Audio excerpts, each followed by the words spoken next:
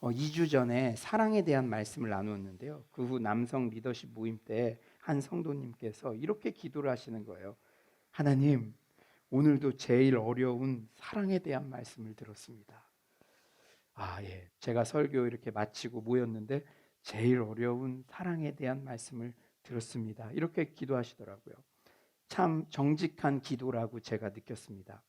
사랑에 대해서 전하는 저도 그 실천에 있어서 부담이 되기 때문이죠. 지난 전교인 수련회 때도 사랑에 대한 말씀을 나누었죠. 집회 끝나고 몇몇 분들이 야, 말씀은 너무 좋은데 옳은데 수련회 와서 그냥 쉬고 가려고 그랬는데 오히려 숙제를 안고 가네요. 이런 반응들이 있었습니다. 그런데 저는 오늘 또 사랑에 대한 말씀을 전하려고 합니다. 제가 의도적으로 일부러 하고 싶어서가 아니라 사도 요한 목사님이 벌써 요한 1서에서 세 번째 반복해서 말씀하시기 때문입니다. 그만큼 사랑이 중요하다는 방증이겠죠. 앞서 1, 2장에서는 하나님과의 사귐의 관점에서 성도의 신앙과 생활을 다루었습니다. 그리고 3장에서 4장 6절 지난 시간까지는 하나님의 자녀로서 합당한 신앙과 생활의 문제를 다루었습니다. 오늘 본문부터는 하나님의 참 사랑에 근거한 사랑의 계명 실천의 문제를 강조해서 다루고 있습니다. 혹자는 고린도전서 13장이 사랑장이라고 위대한 장이라고 하지만 이 요한일서 4장부터 5장까지도 이 사랑의 집대성, 사랑을 알려면 성경에 있는 사랑을 알려면 이 요한일서를 묵상해야 한다는 정도로 여러분 집에 가셔서 한번 요한일서 4장을 한번 천천히 읽어보세요. 사랑이라는 단어가 이 짧은 한 장 속에 얼마나 많이 등장하고 있는지요. 하나님의 사랑받는 자녀는 하나님의 찬 사랑에 근거하여 마땅히 사랑의 계명을 실천해야만 합니다. 그렇다면 우리가 이렇게 사랑이 중요하다고 했는데 우리가 서로 사랑해야 하는 이유가 무엇일까요? 우리 7절 상반절 여러분 한번 잘 들어보세요. 사랑하는 자들아 우리가 서로 사랑하자. 사랑은 하나님께 속한 것이니. 첫 번째 이유는 아주 상식적인 이유예요. 우리가 서로 사랑해야 하는 첫 번째 이유는 사랑은 하나님께 속한 것이기 때문입니다. 하나님은 사랑 그 자체세요. 8절 하반절에 이렇게 말씀하시죠. 이는 하나님은 사랑이심이라. 여러분, 사랑이라는 게 하나님의 어떤 속성의 한 부분이 아니라 하나님은 사랑 그 자체시라는 거예요. 사도 요한 목사님은 1장 5절에서 하나님은 빛이시다, 2장 29절에서 하나님은 의로움이시다라고 소개했는데 오늘 본문에서는 하나님은 사랑이시다라고 선언하십니다. 한 신학자는 이런 말을 했어요. 잘 들어보세요. 사랑은 하나님이 하실 수 있는 여러 가지 일들 가운데 하나가 아니다. 사랑은 하나님이 하시는 유일한 일이다. 여러분, 우리가 한번 생각해 봅시다. 하나님께서 왜 우주를 창조하셨을까요? 사랑하시기 때문에 창조의 사건이 발생한 것입니다. 사랑은 그냥 혼자 할 수 있는 것이 아니라 인격적 관계를 요청하죠. 그래서 하나님은 사랑의 대상으로서 서로 사랑하시기 때문에 만물 가운데 인간을 지으셨습니다.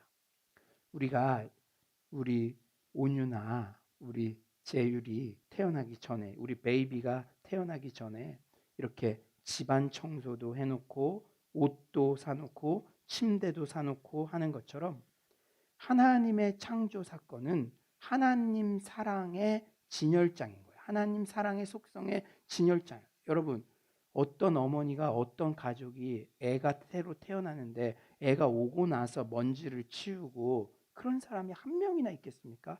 오기도 전에 벌써 몇 달 전부터 집안의 온도도 유지하고 똑같은 거예요.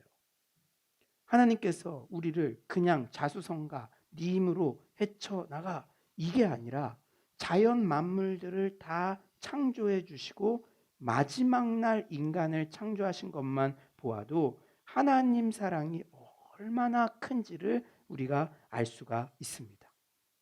구원의 사건, 구속의 사건도 그가 사랑했던 사람이 사랑의 관계를 하나님과 온전히 회복할 수 있도록 구원의 사건을, 십자가의 사건을 주께서 친히 역사하신 것입니다.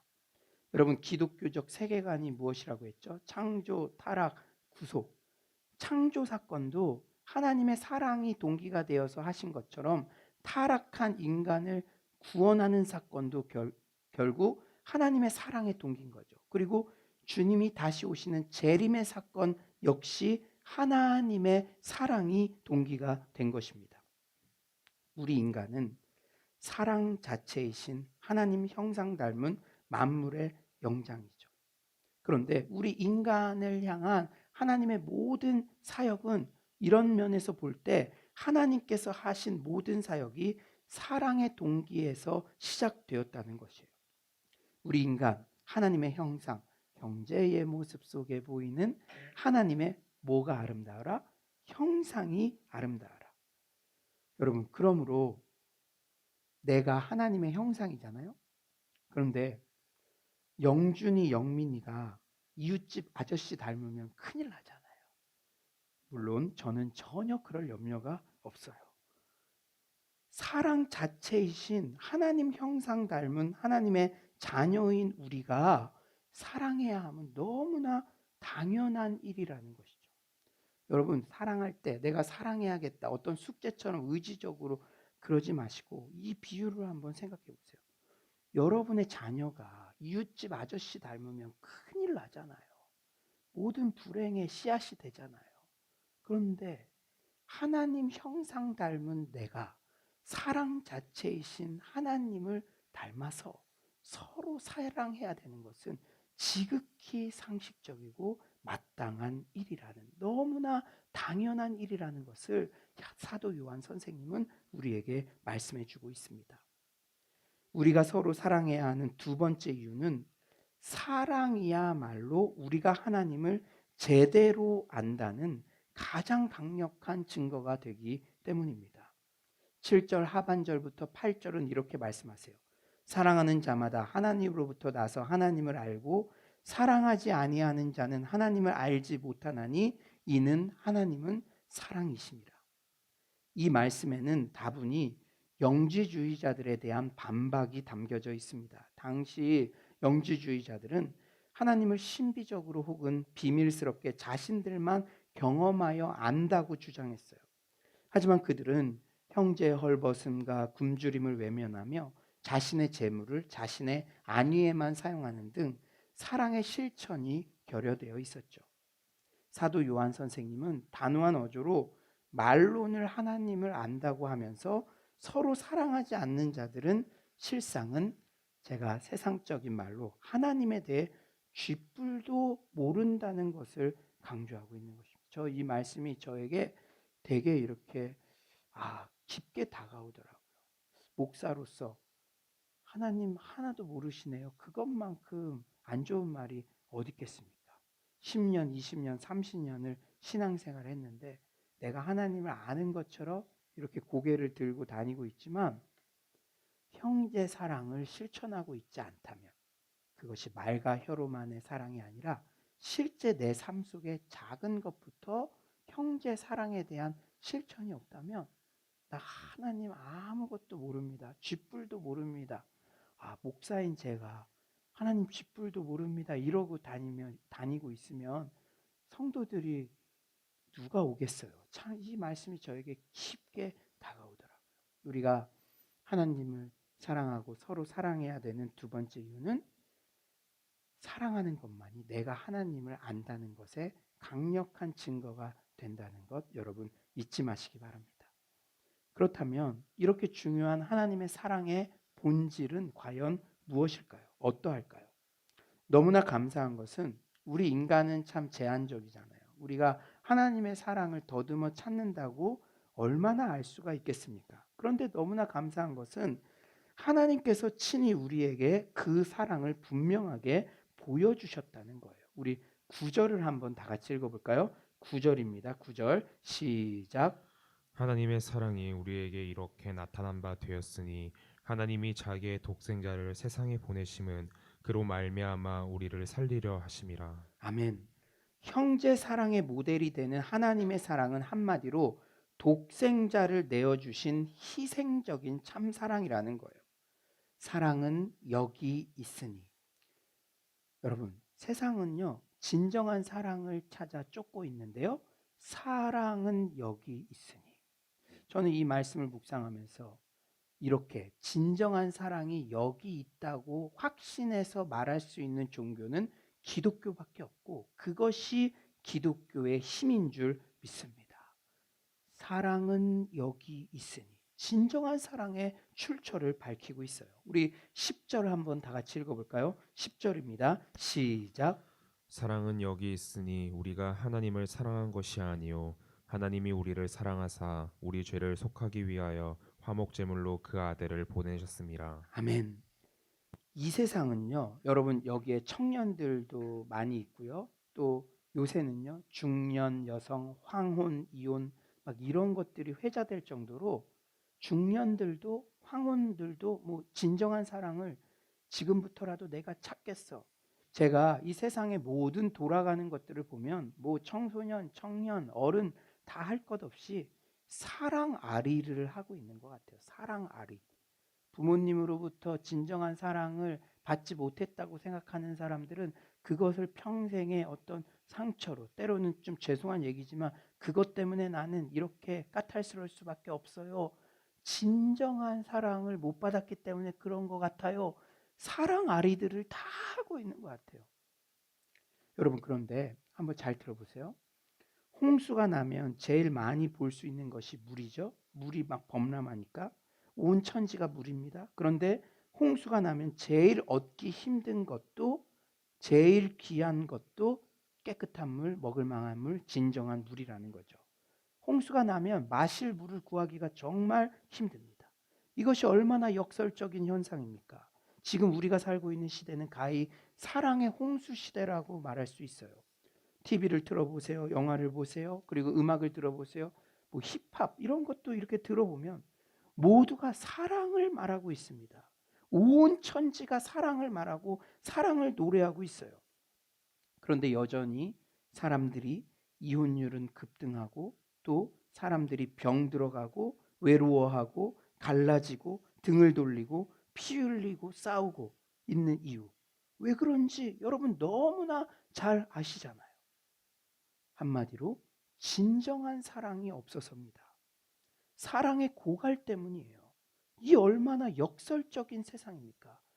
어느 때보다도 사랑에 대해서 많이 말하고 노래하고 매스컴에 알려주고 있지만 진정한 사랑이 부족하다는 것을 특히 대한민국 사회에서 여러 가지 통계가 보여주고 있잖아요. 온 세상에 사랑의 단어가 넘쳐나는데 아직도 세상이 찾고 있는 것은 진정한 사랑입니다. 그런데 너무 감사한 게 오늘 본문에 세상 사람들이 그토록 찾는 진정한 사랑의 출처를 밝히고 있어요. 우리 10절을 다시 한번 읽어볼까요? 10절입니다. 시작. 사랑은 여기 있으니 우리가 하나님을 사랑한 것이 아니요 하나님이 우리를 사랑하사 우리 죄를 속하기 위하여 화목제물로 그 아들을 보내셨습니다. 진정한 사랑의 출처는 하나님이시며 진정한 사랑의 본질은 하나님의 무조건적 사랑입니다. 그리고 하나님께서는 그 진정한 사랑의 본질을 예수 십자가 대속 사건으로 우리에게 계시해 주셨어요. 이것이 진짜 감사한 겁니다. 우리가 진정한 사랑 찾아서 여러분 친구들 수많이 헤매이잖아요. 여러분 라헬인 줄 알았는데 일어나 보았더니 레아였더라. 이것이 하나님의 진정한 사랑을 찾지 못한 자들의 현 주소예요. 저 남자에게는 있을 줄 알았는데 그 남자로도 만나지 못해서 또 다른 남자를 만나고, 저 여자면 괜찮을 줄 알았는데 안 되니까 또 다른 여자를 만나고, 마치 수가성 여인처럼 그 무엇도 그 자신의 갈급함을 채우지 못했는데 하나님 사랑, 예수의 진정한 사랑이 부어질 때만이 그 갈급함이 해결되었던 것처럼 사랑은 여기 있다. 그러면서 하나님께서 사랑의 본질을 계시해서 알려주셨어요. 우리가 다른 데다 시간 낭비하지 않고 돈 잃고 사랑 잃고 막 상처받고 살아가지 않기 위해서 진정한 사랑을 계시해 주셨다는 것이, 그것이 얼마나 감사한 것입니까? 아멘이십니까? 그러므로 우리는 때를 얻든지 못 얻든지 예수 십자가 대속 사건을 묵상할 때만이 진정한 사랑에 다가갈 수 있고 각종 오해와 분노, 미움에서 얽히고 설킨 관계를 푸는 원동력이 될 줄 믿습니다. 강해설교의 대가 로이드 존스 목사님은 이렇게 밝히셨어요. 한번 잘 들어보세요. 우리가 이 사랑을 진정으로 이해하기만 하면, 우리가 그것에 관해 무엇인가를 알기만 하면 우리의 문제와 공경은 대부분 곧장 사라질 것이다. 여러분 오늘 예배에 오시기 전에 어떤 관계 때문에 고민하신 분들 있죠? 그런데 예수 그리스도 하나님의 진정한 사랑을 알기만 하면은 우리가 고민하는 그 문제들이 곧장 사라질 것들이 많다는 거예요. 아멘이십니까? 우리의 근본적인 난점과 결함이 바로 하나님의 사랑을 제대로 보지 못한 데서 기인합니다.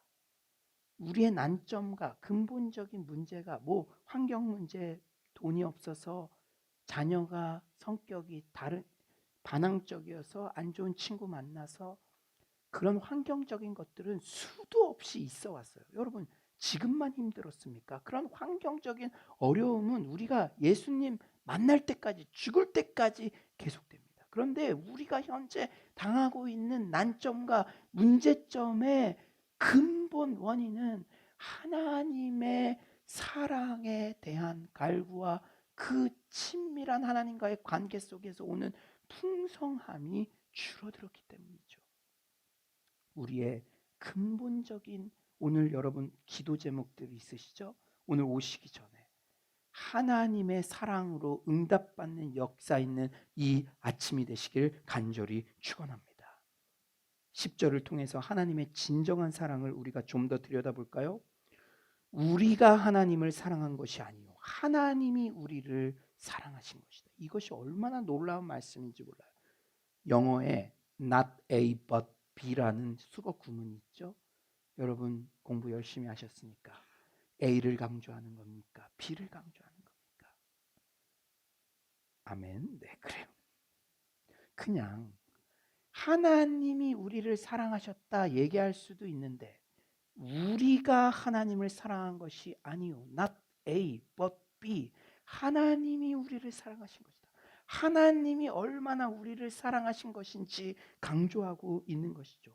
우리는 무언가 하나님을 사랑하려고 노력한 적도 없습니다. 그리고 우리가 하나님의 사랑을 받을 만한 자격도 없었어요. 그저 하나님 편에서 우리를 무조건적으로 사랑해 주신 것입니다. 매주 예배 나올 때 저도 느껴요. 매주 예배 나올 때마다 어젯밤까지 그렇게 엉망진창인 삶을 살았을지라도, 우리가 하나님께 사랑받을 만한, 어떤 칭찬받을 만한 어떤 것을 하지 않았을지라도 매 주일 오전마다 예배에 나오기만 하면 하나님이 은혜를 주시고 하나님께서 사랑을 표현해 주시는 줄 믿습니다.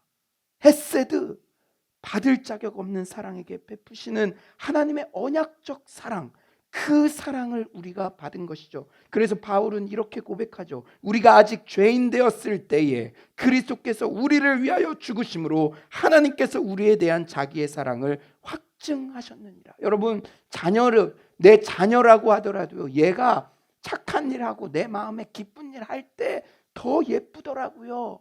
그런데 하나님께서는 우리를 사랑하셨는데 우리가 뭘 해서가 아니라 우리가 아직 죄인 되었을 때에 그때부터 그리스도를, 내 자녀를 위해서 죽게 할 계획을 가지시고 그리스도를 죽게 하심으로, 대신 죽게 하심으로 조우연을 향한, 우리 각자를 향한 하나님의 사랑을 확증하셨다고 했어요.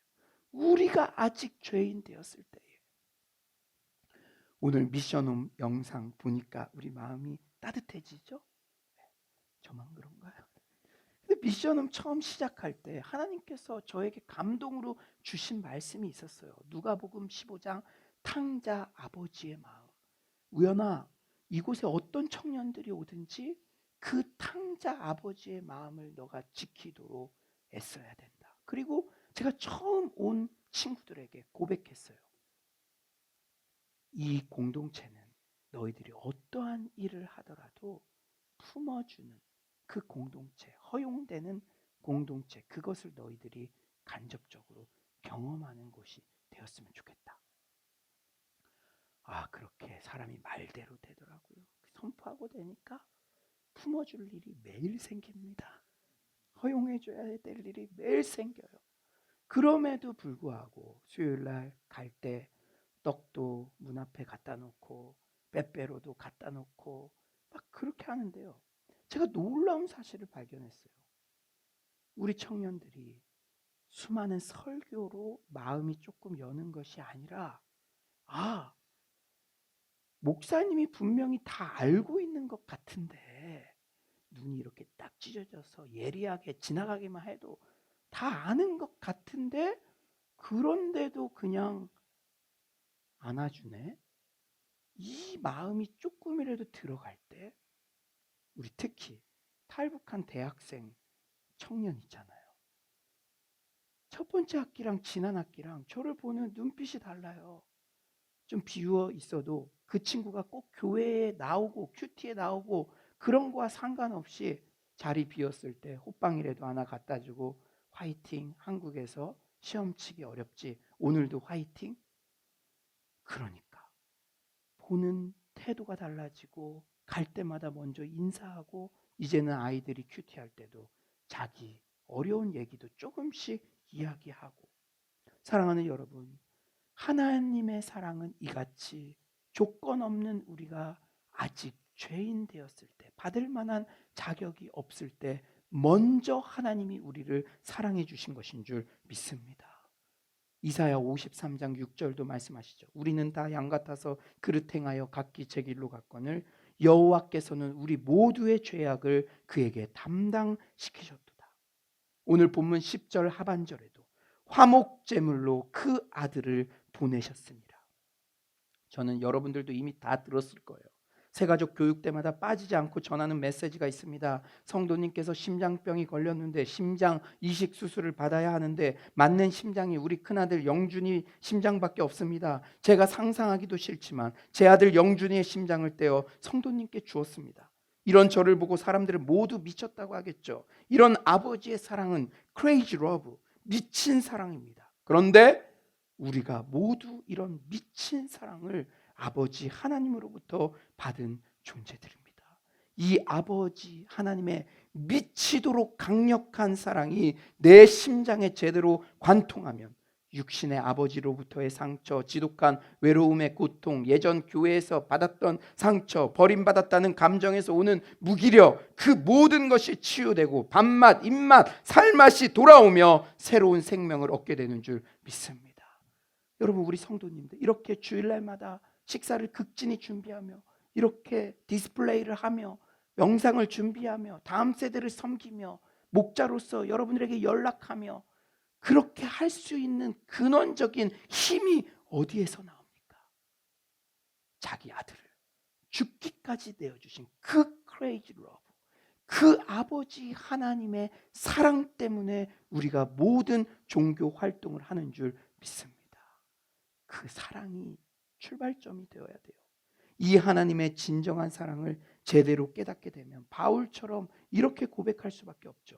에베소서 3장 18에서 19절이죠. 능히 모든 성도와 함께 지식에 넘치는 그리스도의 사랑을 알고 그 너비와 길이와 높이와 깊이가 어떠함을 깨달아 하나님의 모든 충만하신 것으로 너희에게 충만하게 하시기를 구하노라. 존 스토트 목사님 이렇게 말씀하셨죠. 하나님의 사랑은 모든 인류를 수용할 만큼 넉넉하게 넓고 세상의 시간을 넘어서 계속될 만큼 영원히 길고 그리스도를 하늘로 올릴 수 있을 만큼 지극히 높으며 가장 타락한 인간을 구원할 만큼 충분히 깊은 줄 믿습니다. 그 너비와 길이와 높이와 깊이가 어떠함을 알게 되기를 원하는 것이 바울의 간절한 기도 제목이었고, 저도 그런 마음을 담아서 오늘 설교를 여러분에게 전합니다. 그런데 여러분, 오늘 본문을 잘 따라오면 오늘 본문의 흐름 가운데도 사도 요한 목사님의 가르침의 특징이 잘 나타나요. 여러분, 서신서를 읽으며 이런 특징들을 발견할 때마다 참 성경을 읽는 것이 재밌어요. 노련하고 자애로운 사도 요한 목사님은 오늘도 그저 먼저 하나님의 사랑을 소개할 뿐이죠. 사랑은 여기 있으니. 그리고 마지막은 자연스럽게 실천의 권고로 이어집니다. 너 사랑 안 해? 그러고도 권사야, 집사야, 너 내일부터 몇 개 하지 않으면 끝이야. 이렇게 말씀하시지 아니하시고 하나님의 사랑이 우리에게 어떻게 나타났는지 설명해 주신 후에 자연스럽게 형제 사랑의 권고로 이어지는 것이죠. 우리 11절을 다 같이 한번 읽어볼까요? 11절입니다. 시작. 사랑하는 자들아 하나님이 이같이 우리를 사랑하셨은즉 우리도 서로 사랑하는 것이 마땅하도다. 우리도 서로 사랑하는 것이 마땅하도다. 사랑하는 여러분, 오늘 본문을 통해 하나님 사랑의 그 너비와 길이와 높이와 깊이가 어떠함을 여러분 모두 깨달으셨죠? 너무나 황홀한 사랑이 아닙니까? 여러분의 입가에 미소가 번지는 것 같아요. 하지만 우리는 잘 들으십시오. 변화산상에 초막셋을 짓고 여기가 좋사오니 하며 머물러 있어서는 안 된다는 거예요. 여러분, 변화산상에서 그런 황홀한 경험을 할 때 산 밑에서는 귀신 들린 아이를 치유하지 못해서 제자들이 쩔쩔매고 있었습니다. 베드로는 변화산상에 초막셋 짓고 있으려고 했지만 내려가야 된다 그랬어요. 귀신 들린 아이가 있는 이 현장으로 매일 나를 힘들게 하려는 역사적 사명을 띠고 이 땅에 태어난 것처럼 보여지는 그분들과 함께 해야 합니다. 현장으로 내려와야 한다는 것이죠. 황홀한 하나님의 사랑을 깨닫고 느끼는 데만 그치는 것이 아니라 이것은 반드시 서로 사랑의 실천으로 이어져야만 한다는 거예요. 저도 그런 유혹을 받을 때가 있어요. 수련회 때도 하나님은 이렇게 사랑이 많으신 분이십니다. 하나님이 여러분들을 조건 없이 품어주십니다. 오늘도 그 하나님을 풍성하게 누리세요. 여기까지만 설교하면 그래 내가 어떤 일을 했든지 난 있는 그대로 받아들여줬어. 입꼬리가 올라가고 목사님 은혜 받았습니다. 그러나 서로 사랑하는 것이 마땅합니다. 당연히 은혜 받았으면 구원 받았으면 그 형제를 사랑하십시오. 사랑할 만한 자격이 있는 사람만 사랑하면 그것은 이방인들도 하는 것이니까 특히 여러분들의 사랑 방언들 중에 오늘 점심에도 나를 힘들게 할 것 같은 그 사람을 사랑하는 것이야말로 하나님 자녀됨의 증거입니다. 사랑하는 것이 마땅합니다. 이렇게 설교하면 숙제를 하나 안고 가는 것처럼 부담스러워할 수도 있겠죠. 그러나 사도 요한 목사님은 결코 타협하지 않았습니다. 결코 적당히 설교하고 끝내지 않으셨어요. 반드시 형제 사랑의 실천의 권고로 나아갔다는 것이죠. 마땅하다. 너희가 서로 사랑하는 것이 마땅하다라는 단어는 빚을 진 채무자가 채권자에게 갚아야 할 당연한 책임을 의미합니다. 여러분이 빚을 졌다고 생각해 보세요. 여러분이 어떤 수익을 얻을 때마다 이거 갚아야 되는데 이거 얼마나 줄겠다 이런 생각 들지 않겠습니까? 우리가 하나님으로부터 이런 사랑의 빚을 졌으니 우리는 형제를 만날 때마다 특히 사랑하기 힘든 형제를 만날 때마다 내가 빚 갚을 수 있는 기회다. 내가 빚을 졌는데 마땅히 사랑해야 한다라는 그 마음으로 살아가야 될 줄 믿습니다. 신학과 윤리, 믿음과 행위, 교리와 실천은 절대 분리될 수가 없는 것이죠. 저는 오늘 본문을 묵상하며 서로 사랑을 구체적으로 실천할 수 있는 구체적인 방법, 팁을 얻었어요. 너무 감격이더라고요. 특히 사랑할 만한 대상이 아니라 고린도전서 13장의 사랑의 덕목들을 적용하기에 어려움을 느끼게 하는 그런 대상들을 만날 때 어떻게 해야 할지 오늘 본문을 통해 귀한 인사이트를 얻었습니다. 그 방법은 바로 그들에게 반응하기 전에 하나님이 이같이 우리를 사랑하셨은즉 하나님이 나를 이같이 사랑하셨은즉 이 표현을 되뇌이는 것입니다.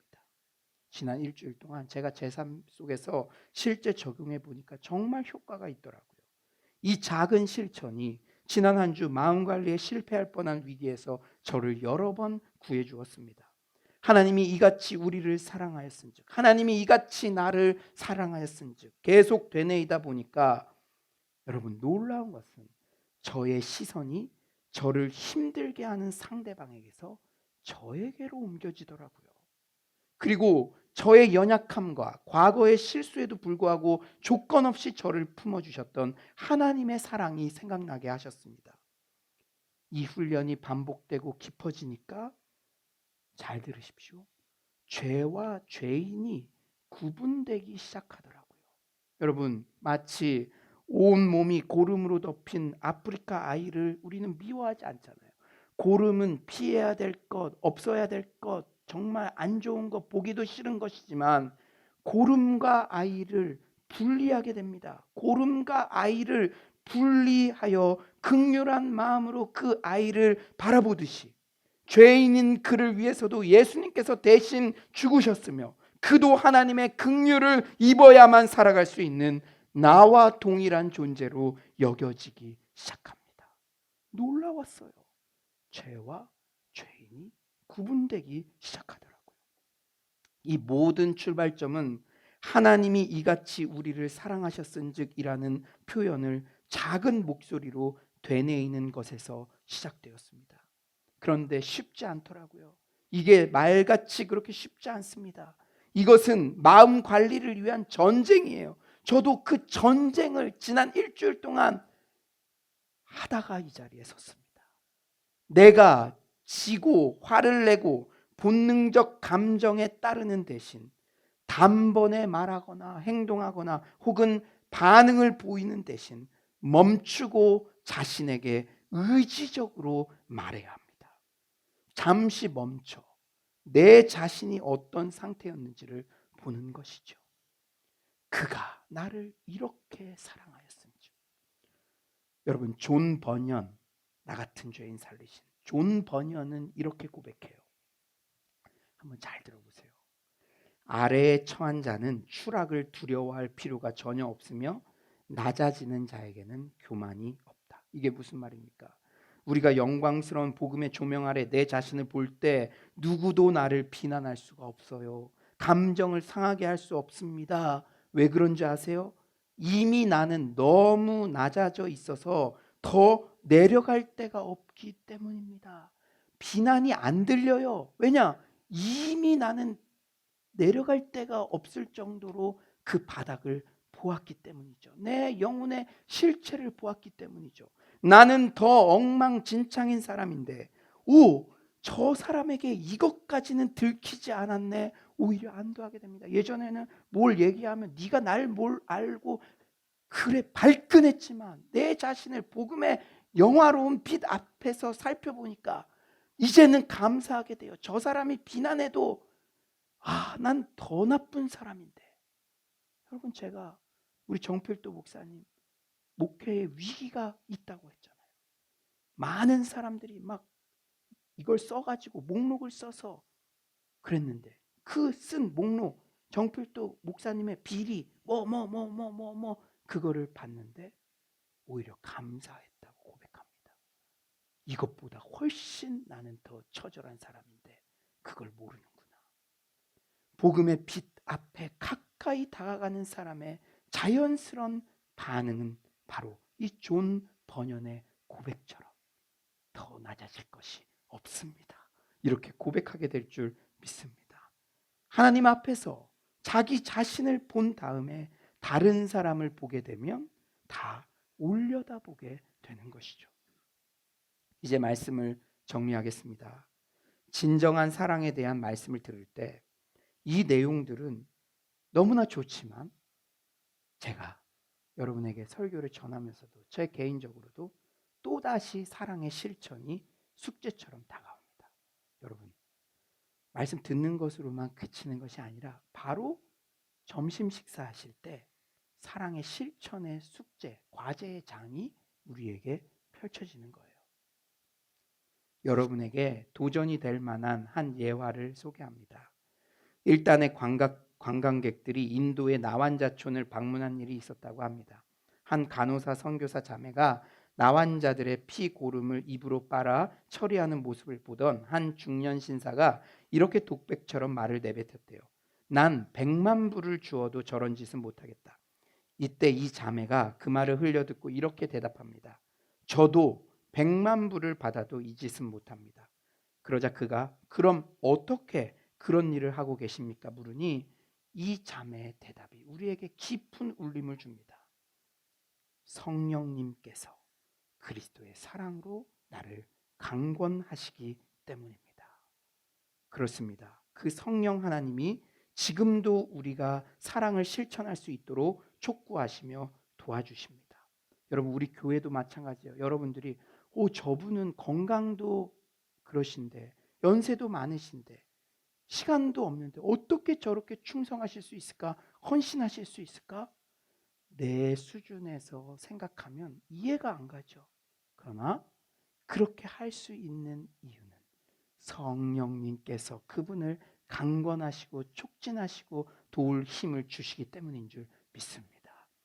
여러분도 그럴 때 있었잖아요. 여러분, 신앙의 전성기 말을 많이 하는데 저는 신앙생활 제대로 하고 싶어요. 고상하게 믿고 싶어요. 진짜 하나님 믿고 싶어요. 그렇게 얘기하지만 신앙의 전성기는 심플합니다. 교회에 나와도 또 나오고 싶고 무엇을 해도 어렵지 않고 그때가 바로 신앙의 전성기인데 여러분도 다 있어요.